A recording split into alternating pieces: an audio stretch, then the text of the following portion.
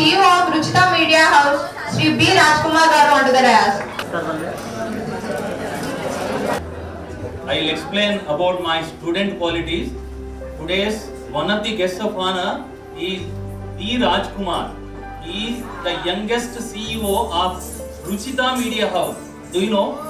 He is running 3 channels: B Music, B News, and B Movies. 3 channels.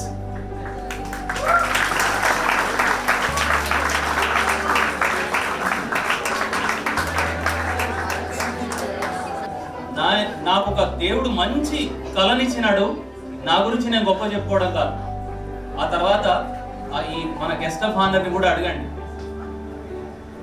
ఒకడు అనిల్ అని ఉండేవాడు, చాలా డైనమిక్. నేను చెప్పకుండా మీరు అందరు చూడండి, అక్కడ స్టాచ్యూస్ లాగా ఉన్నారు. Sir can I do any work? నా దగ్గరకు వచ్చేవాడు. ఏదో ఒక్కటి చెప్పినాను అనుకోండి, 2-3 చెప్పడం కాదు, ఆ రోజుల్లోనే నాకే గైడ్ లైన్స్ ఇచ్చేవాడు. సార్ ఇది చేస్తే ఇట్లా బాగుంటుంది, అట్లా చేస్తే బాగుంటుంది అని. Now he is the general manager of Reliance Fresh in Secunderabad and Hyderabad Spectrum. Do you know he is drawing 13.5 lakhs per annum package. ఇక్కడ ప్యాకేజ్ గురించి కాదు, ఎంత లెవెల్కి వెళ్ళినాడు. ఎప్పుడు కలిసినా సార్ మీ ఆశీర్వాదం సార్ ఎప్పుడు అంటూ ఉండేవాడు. సేమ్ ఈ రాజ్ కుమార్ కూడా నన్ను అంటే ఉంటాడు, అట్లానే అంటే ఉంటాడు. అడగండి, ఇంటర్మీడియట్లోనే చెప్పినాను, Raj Kumar you have an extraordinary talent, utilize it. మీలాగా ఎక్కడో జాబ్ చేద్దాం, ఒక దగ్గర ఎక్కడో 5 lakhs 6 lakhs ప్యాకేజ్ వస్తే సరిపోతుంది అట్లా అంటోడు కాదు. Previously he worked in several channels as news anchor and journalist. Today he has become CEO. అందువల్ల నా ద్వారా అట్లాంటి మంచి మాటలు మీ ద్వారా పడితే మీరు కూడా ఎట్లాంటి స్టేజ్కి వస్తారని నేను భావిస్తున్నాను. కనుక నా ముందు మంచిగా ఉండండి. Thank you. పోతే 1.5 minute లో ఫినిష్ చేస్తాం. సీరియస్లీ ఓకే ఫ్రెండ్స్, నా జీవితాన్ని మార్చినటువంటి వారు ఎవరు నా లైఫ్ లో అని అంటే ఒక chartered accountant. Are you believe it's serious. ఒక చార్టెడ్ అకౌంటెంట్ నా లైఫ్ ని మార్చాడు. ఎలా మార్చాడు అని అంటే, నేను స్వయంగా నా జీవితంలో ఉన్నటువంటి స్టోరీని జస్ట్ షార్ట్ గా చెప్పేస్తాను. నేను ఒక రూరల్ బ్యాక్గ్రౌండ్ లో పుట్టినటువంటి విద్యార్థి. రూరల్ బ్యాక్గ్రౌండ్, మా అమ్మ నాన్న వ్యవసాయం చేస్తే తప్ప ఆ రోజుకి పూట గడవదు.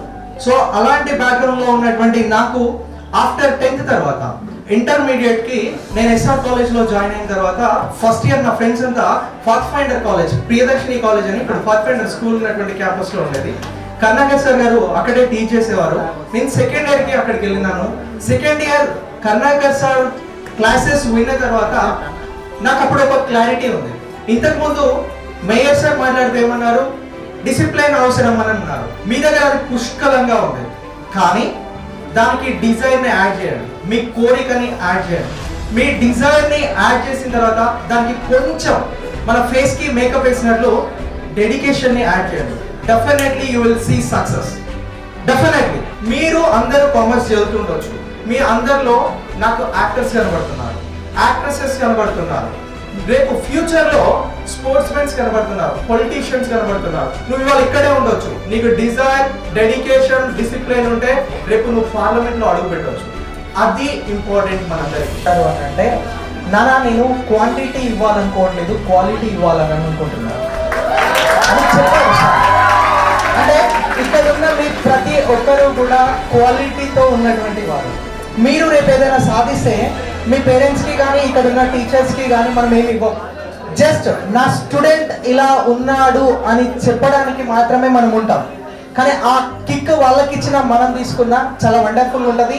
జై భారత్ కాలేజీకి సంబంధించి మీరందరూ కూడా సపోర్ట్ చేయండి, ఎక్కువ అడ్మిషన్స్ ఇప్పివ్వండి. సార్ వాళ్ళు అంటారు ఏ క్వాలిటీ క్వాంటిటీ ఇది సరిపోతుందని, బట్ ఎక్కువ ఇప్పివ్వడానికి ట్రై చేయండి.